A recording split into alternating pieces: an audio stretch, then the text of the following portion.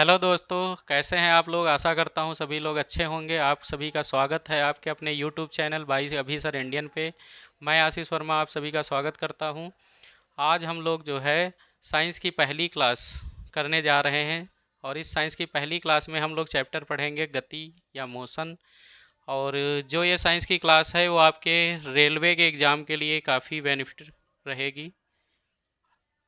Railway का आने वाला एग्ज़ाम जैसे रेलवे ग्रुप डी है, अदर एग्ज़ाम हैं और बहुत सारे एग्ज़ाम हैं जिनमें साइंस का एक महत्वपूर्ण रोल रहता है। तो आपको रेगुलर क्लासें आप 17 मार्च से मिलती रहेंगी। और साथ ही साथ हम लोग चैप्टर ख़त्म करने के बाद और उसके प्रैक्टिस सेट करेंगे, यानी प्रीवियस ईयर क्वेश्चन लगाएंगे और उन प्रीवियस ईयर क्वेश्चन के थ्रू हम लोग अपनी जो कह सकते हैं कि क्या हमने सीखा उन चीज़ों को चेक करेंगे। तो आज हम लोग स्टार्ट करेंगे गति चैप्टर। तो जैसा कि अगर बात करें गति क्या होता है और कौन कौन से महत्वपूर्ण इसके फैक्ट हैं उन सभी को समझेंगे। तो अगर बात करें गति या मोशन, तो गति या मोशन होता क्या है। तो दो चीज़ें इसमें आपको बहुत ही अच्छे से समझनी होंगी। एक तो गति और एक आपका विराम। ये दो टर्म ऐसे हैं जिनमें अक्सर हमें ये लगता है कि अगर कोई वस्तु रुकी है तो वह विराम में है, और अगर कोई वस्तु चल रही है तो वह गति में है। तो ऐसा ही लगभग समझा जाता है। लेकिन ये दोनों टर्म गति और विराम, मोशन और रेस्ट, एक दूसरे से रिलेटेड हैं। कैसे रिलेटेड हैं वो हम लोग आगे समझेंगे वीडियो में। तो जैसे अगर हम लोग बात करें, एक एग्जांपल लेते हैं छोटा सा, कि यदि कोई घड़ी जैसे दीवार में लगी है। जैसे मान के चलो कोई प्लेटफॉर्म है, रेलवे प्लेटफॉर्म है, और उस पर कोई घड़ी लगी है दीवार में, और प्लेटफॉर्म पे खड़ा हुआ व्यक्ति उस घड़ी को देखता है तो उसके अनुसार वो विराम की अवस्था में रहेगी। और वहीं अगर कोई ट्रेन गुजर रही है और उसमें बैठा हुआ पैसेंजर अगर कोई उस घड़ी को देखता है तो उसके अनुसार वह गति की अवस्था में रहेगी। यानी कि हम देखें तो एक ही समय पे किसी वस्तु की दो स्थितियां निकल रही हैं, दो स्थितियां प्राप्त हो रही हैं। एक विराम की स्थिति और दूसरी गति की स्थिति। तो ये निष्कर्ष निकाला गया कि गति और विराम, कोई भी वस्तु एक ही समय में किसी ऑब्जर्वर के अकॉर्डिंग या किसी देखने वाले के अनुसार वो विराम में हो सकती है, और किसी अन्य व्यक्ति के अनुसार वो गति में हो सकती है। अब वो कैसे होती है उसको हम लोग समझेंगे कि यदि कोई वस्तु समय के अनुसार अपनी स्थिति का परिवर्तन करती है। इसमें मेन जो है समय के अनुसार वस्तु का अपनी स्थिति बदलना। समय के अनुसार वस्तु का अपनी स्थिति बदलना, स्थिति बदलना। अगर ये कंडीशन है तो वस्तु क्या होगी, गति में होगी। अगर वस्तु समय के अनुसार अपनी स्थिति नहीं बदल पाती है या स्थिति में परिवर्तन नहीं होता है तो हम कह सकते हैं वह वस्तु क्या है, विराम में है। तो जैसा कि आप सभी लोग एक बहुत ही महान साइंटिस्ट के बारे में जानते होंगे, अल्बर्ट आइंस्टीन के बारे में। तो अल्बर्ट आइंस्टीन ने भी रिलेटिव मोशन के बारे में बताया है कि जो वस्तु है वह रिलेटिव मोशन में होती है, रिलेटिव मोशन करती है। और कह सकते हैं कि जो रेस्ट है और जो मोशन है, गति और विराम, वो क्या है, रिलेटिव टर्म है, एक दूसरे पर निर्भर करते हैं। और वो कैसे निर्भर करते हैं तो आप जान ही चुके हैं कि वो समय के अनुसार निर्भर करते हैं। समय के अनुसार अगर कोई वस्तु बदल रही है अपनी स्थिति को तो वो गति में रहेगी, अगर नहीं बदल रही है, परिवर्तन नहीं हो रहा है, तो विराम में रहेगी। अब आते हैं, बात करते हैं कि गति में जो गति के प्रमुख नियम हैं उनको हम लोग पढ़ेंगे। तो इसके पहले हम थोड़ा सा जान लेते हैं कि लगभग 16वीं शताब्दी में जो गैलीलियो थे, गैलीलियो ने इसके बारे में बताया कि कोई भी वस्तु जो होती है वो अगर गति कर रही है तो वह गति करती रहेगी, अगर वह रुकी हुई है तो वह रुकी रहेगी जब तक उस पर कोई एक्सटर्नल फोर्स या बाह्य बल नहीं लगाया जाएगा। जब इन्होंने ये बात बताई तो इस चीज़ का काफ़ी ज़्यादा विरोध हुआ, क्योंकि यूरोप में यह प्रचलन या यह थ्योरी जो है चली आ रही थी कि वस्तु को अगर गति करना है तो उसके लिए बल की आवश्यकता होती है, लेकिन इन्होंने बताया कि वस्तु की गति के लिए किसी भी बल की आवश्यकता नहीं होती है। फिर इन्होंने अपने कई सारे एक्सपेरिमेंट के द्वारा इसे प्रूफ भी किया, और इनके द्वारा जो नियम दिया गया उसे जड़त्व का नियम कहते हैं। जड़त्व का नियम। फिर आए बहुत ही महान फिजिस्ट जिनका नाम है न्यूटन, और न्यूटन ने गैलीलियो के ही नियम का अध्ययन किया, जड़त्व का जो नियम था, और इस नियम के आधार पे उन्होंने 3 नियम गति के बनाए। उनमें से जो पहला नियम है वो हम लोग अभी डिस्कस करेंगे। क्या है न्यूटन का पहला नियम? तो चलते हैं और गति के जो पहले नियम को है उसे जानते हैं, क्या है गति का पहला नियम। और इसी के साथ साथ कुछ हम लोग एग्जाम्पल भी समझेंगे डेली लाइफ से रिलेटेड। बहुत सारे एग्जाम्पल हैं जो हम अपने चारों तरफ देखते हैं, क्योंकि साइंस पढ़ने के लिए अगर हम उसको अपनी डेली लाइफ से कनेक्ट करते हैं तो सबसे अच्छा रहता है, क्योंकि वो चीज़ें हमें थ्योरी से ज़्यादा प्रैक्टिकली समझ में आती हैं। तो आज ऐसे कई सारे एग्जाम्पल हैं जिनको हम लोग समझेंगे, देखते हैं अपने चारों तरफ, और आज उनको हम लोग महसूस भी करेंगे। तो पहले नियम की यानी प्रथम नियम की हम लोग बात करते हैं। प्रथम नियम, गति का प्रथम नियम। तो गति का प्रथम नियम जो कि गैलीलियो ने बताया था कि यदि कोई वस्तु विराम में अथवा गति में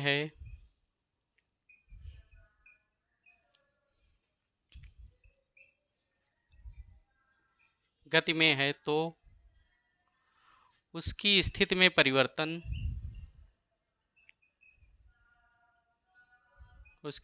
परिवर्तन तब तक नहीं होता है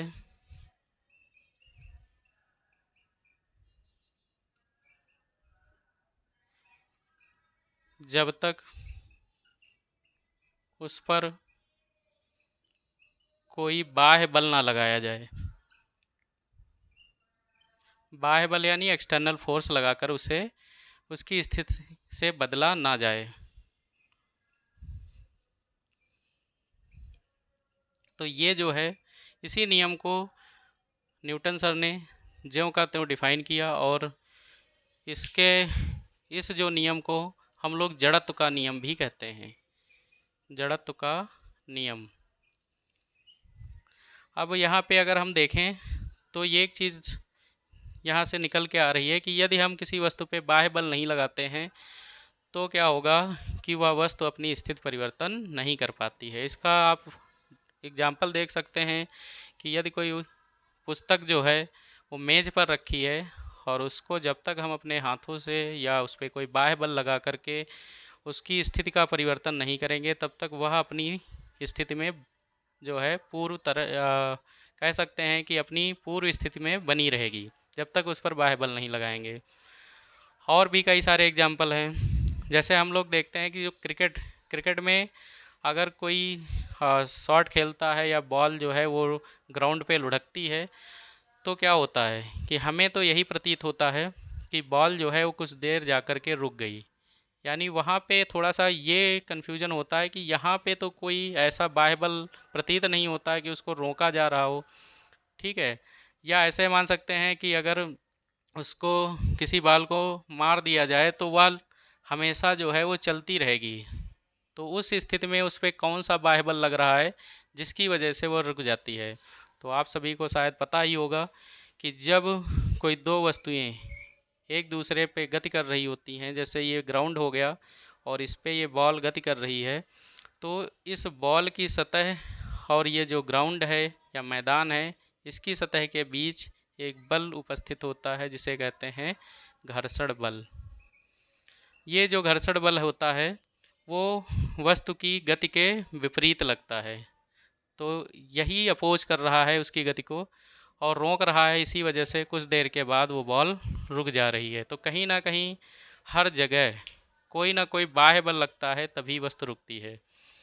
अब इसमें हम लोग समझते हैं कि इसे जड़त्व का नियम क्यों कहा गया और क्या होता है जड़त्व। तो अगर हम लोग बात करें जड़त्व की यानी एनर्सिया की, तो एनर्सिया क्या होता है और कितने प्रकार का जड़त्व होता है, उन सबको हम लोग समझेंगे।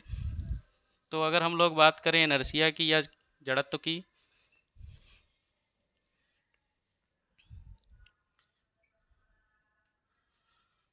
तो जड़त्व का पहले हम लोग अर्थ समझ लेते हैं। जड़त्व का अर्थ क्या होता है? किसी वस्तु द्वारा अपनी स्थिति का विरोध करने से रोकना, अपनी स्थिति के परिवर्तन का विरोध करने से रोकना।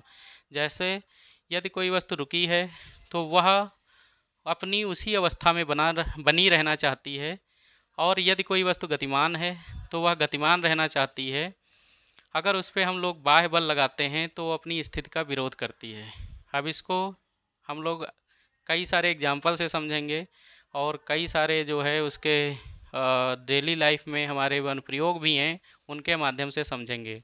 तो सीधी बात है, अगर हम लोग जड़त्व की बात करें तो जड़त्व क्या होता है?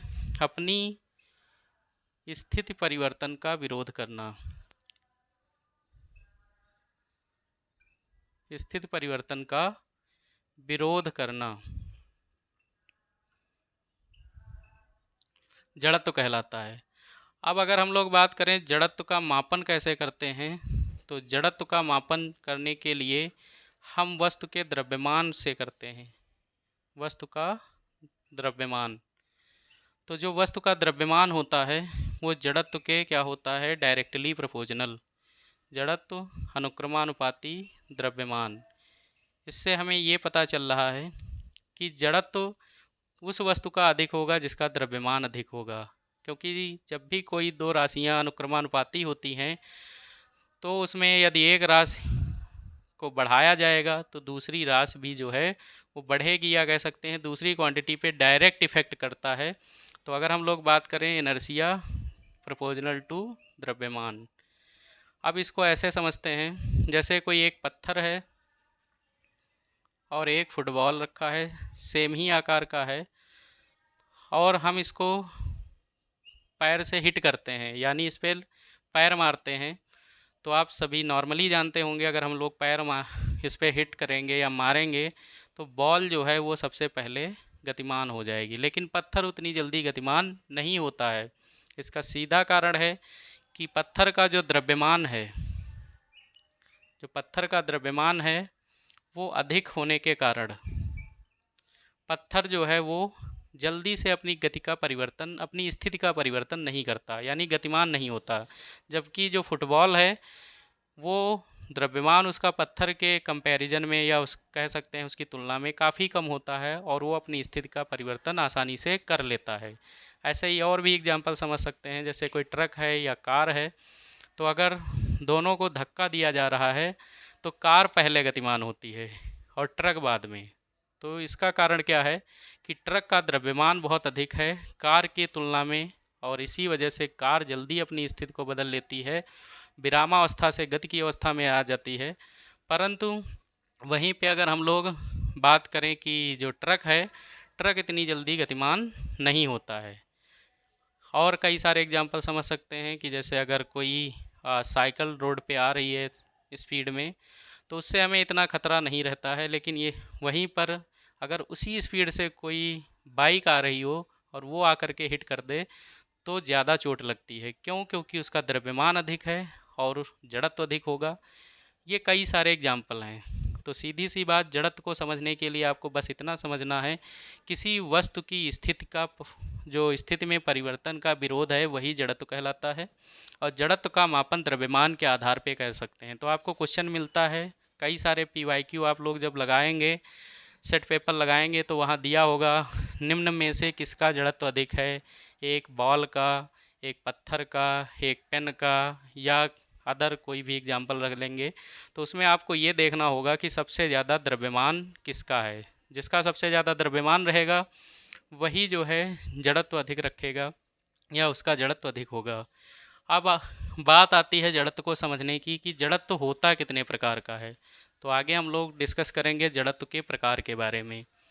तो जड़त्व जो होता है वो 3 प्रकार का होता है। कहीं कहीं आपको किताबों में 2 ही प्रकार का मिल जाएगा, जो बेसिक 9th की किताबें हैं या 8th की किताबें हैं। तो अगर हम लोग जड़त्व की बात करें, हालांकि बहुत सारी किताबों में 3 प्रकार का ही जड़त्व दिया है। जड़त्व के प्रकार, तो जो जड़त्व का प्रकार होते हैं वो 3 प्रकार का होता है। एक होता है आपका विराम का जड़त्व, विराम का जड़त्व। दूसरा होता है गति का जड़त्व, और तीसरा होता है आपका दिशा का जड़त्व।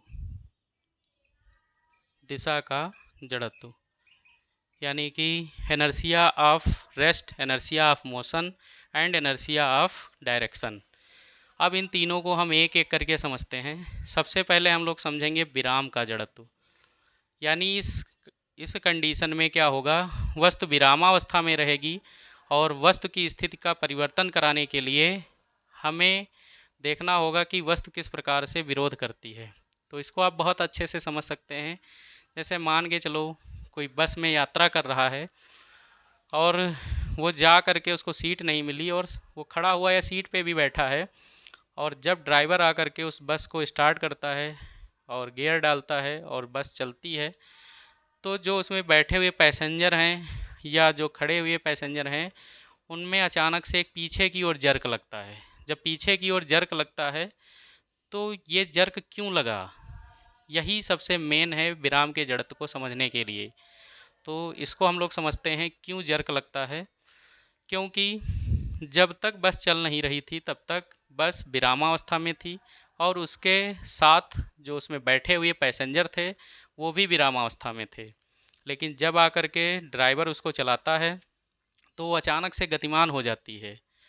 चूँकि पैसेंजर जो होते हैं या जो यात्री हैं उनके पैर बस की सतह के संपर्क में होते हैं, तो उनका जो आधा शरीर है वो गतिमान हो जाता है और जो ऊपर का शरीर है वो अभी भी स्थिर अवस्था में बना हुआ है। इसी वजह से उसको पीछे जर्क लगता है, क्योंकि आधी बॉडी जो है वो आगे जा रही है, बस के साथ मोशन करना स्टार्ट कर दी है, और आधा जो शरीर है वो अभी भी विराम में है और जर्क लग जाता है। तो इसका सीधा एग्जाम्पल ये हम लोग समझ सकते हैं। अगर दूसरे एग्जाम्पल की बात करें तो जैसे कोई कारपेट होता है, उस कारपेट को जब साफ़ किया जाता है तो उसको डंडी से पीटते हैं। घर पे भी आप लोग किए होंगे ऐसे कई सारे, जैसे चादर है, कारपेट है या कुछ भी है, उसको साफ़ करने के लिए उसको हम लोग झाड़ते हैं या किसी स्टिक से पीटते हैं, तो उसके धूल के जो कण हैं वो निकल जाते हैं। इसका जो मेन कारण है वो है विराम का जड़त्व। क्योंकि जैसे हम लोग उसको पीटना स्टार्ट करते हैं तो होता क्या है कि जो धूल के कण हैं वो अपनी स्थिति परिवर्तन का विरोध करते हैं और जो कारपेट है वो गति में आ जाती है, और जिसकी वजह से जो कण हैं वो निकल जाते हैं। तो इसको हम लोग अगर देखें तो साइंस भी हमें बहुत कुछ सिखाती है कि समय के अनुसार परिवर्तित होते रहना चाहिए, वरना हम समाज के साथ बहुत पीछे चले जाएंगे। जैसे धूल के कण निकल गए ऐसे ही हम विकास की धारा से बाहर हो जाएंगे। ठीक है, तो अगर समझें तो बहुत बड़ी चीज़ है, ना समझें तो कुछ भी नहीं है। तो इस वजह से कभी भी रिजिड नहीं रहना चाहिए। रिजिड बनकर रहने से व्यक्ति का विकास रुक जाता है, उसके सारे डायमेंशंस जो हैं वो ख़त्म होने लगते हैं धीरे धीरे। तो चलो उस पर अब हम लोग आगे डिस्कस नहीं करेंगे, आप लोग समझदार हैं। बाकी विराम के जड़त्व के और भी कई सारे एग्जाम्पल मिल जाएंगे। जैसे आपको जैस देखा जाए, जो कभी कभी देखा होगा कि बहुत तेज़ हवा आई या आंधी आई और जो पेड़ में लगे हुए फल हैं या पत्तियां हैं वो टूटकर अलग हो जाते हैं। ये भी एक विराम के जड़त्व का ही उदाहरण है। क्योंकि जब हवा आई अचानक से तो उसकी जो टहनियाँ हैं वो गतिमान हो गई, और जो पत्तियाँ हैं और जो फल हैं उसमें लगे हुए वो विराम के जड़त्व की वजह से अभी भी रुके हुए हैं, अपनी स्थिति में बने हुए हैं, और इसी वजह से वो पेड़ से अलग हो जाते हैं। तो ये कई सारे एग्जाम्पल हैं, आपको मिल जाएंगे अपने आसपास देखने को, आप उसका रोज़ प्रयोग ही देखते हैं। जिसके अनुसार विराम के जड़त्व को समझा जा सकता है। अब नेक्स्ट हम लोग पढ़ते हैं गति का जड़त्व।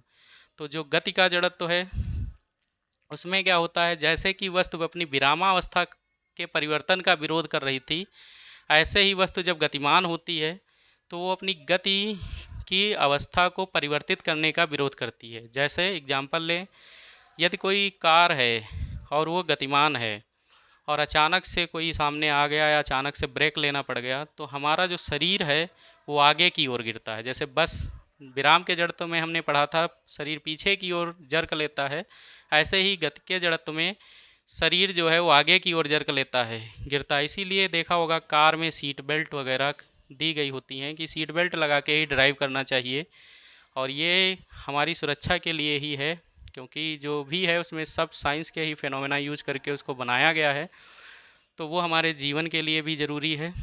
और इसीलिए सीट बेल्ट का भी प्रयोग करना चाहिए जब भी कहीं ड्राइव कर रहे हों, क्योंकि जब अचानक से कार रुकती है तो हमारी जो पैर हैं हमारे वो कार की सतह के संपर्क में होते हैं, और जब कार रुकी तो हमारा आधा शरीर रुक गया, लेकिन ऊपर का हिस्सा अभी भी कार की स्पीड से ही आगे गतिमान रहता है, और जिसकी वजह से क्या होता है कि हम आगे की ओर गिरते हैं।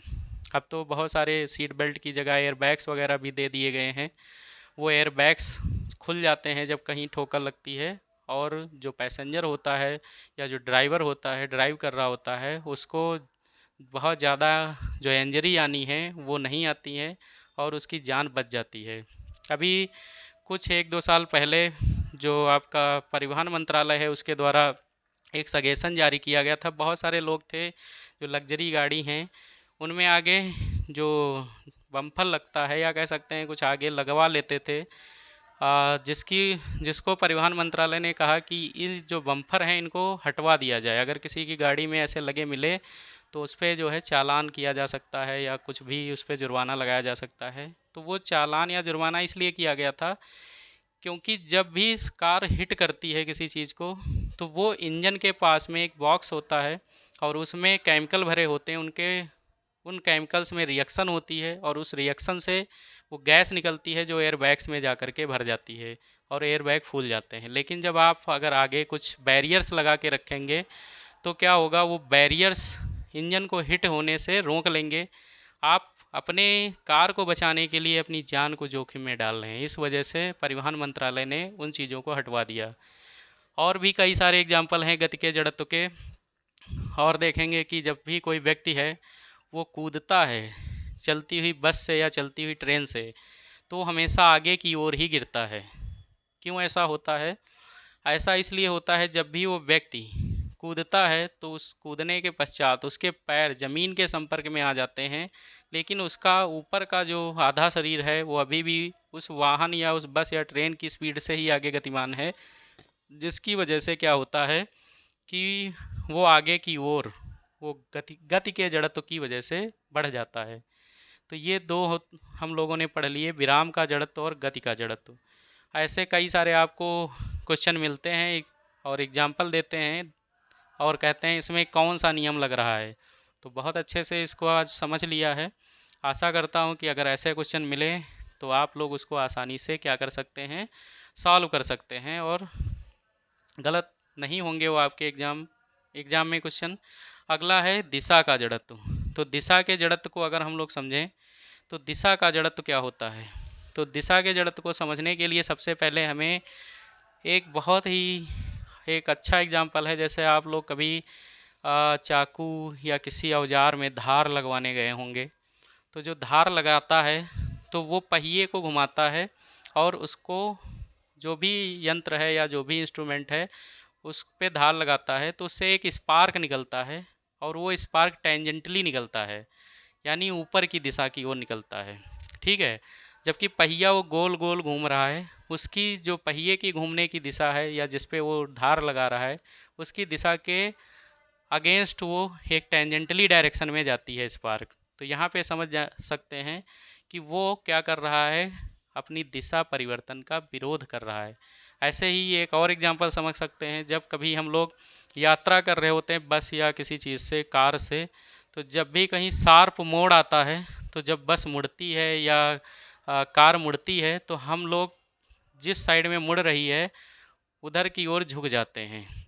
तो ये क्या है, क्योंकि वो कार जा रही थी और अचानक से मुड़ गई, लेकिन हमारा जो शरीर था वो अभी भी उसी दिशा में जाना चाहता है, तो इसलिए हम लोग उसी डायरेक्शन में मुड़ जाते हैं जिधर की ओर कार मुड़ रही होती है। इसका एक और एग्जांपल है, जो बाइक्स होती हैं उनमें जो टायर के ऊपर मडगार्ड लगे होते हैं, वो मडगार्ड इसीलिए लगाए जाते हैं ताकि जब पहिया घूमे तो उससे जो धूल है वो उड़ करके हम लोगों के चेहरे पे ना आने पाए। इससे बहुत सारे खतरे भी, गंदगी भी फैलेगी, कपड़े गंदे होंगे, और साथ ही साथ कह सकते हैं कि हमें बाइक चलाने में भी परेशानी होगी। इसीलिए उस पर मडगार्ड लगा दिए जाते हैं, और वो मडगार्ड क्या करते हैं, वो जो टेंजेंटली उठ रहा होता है, ऊपर की दिशा की ओर उठ रहा होता है कीचड़, उसको रोक लेता है। तो ये कई सारे एग्जाम्पल हैं जो आपको जड़त्व के प्रकार यानी दिशा के जड़त्व की व्याख्या करते हैं। तो आज हम लोगों ने विराम का जड़त्व, गति का जड़त्व और दिशा का जड़त्व समझ लिया है।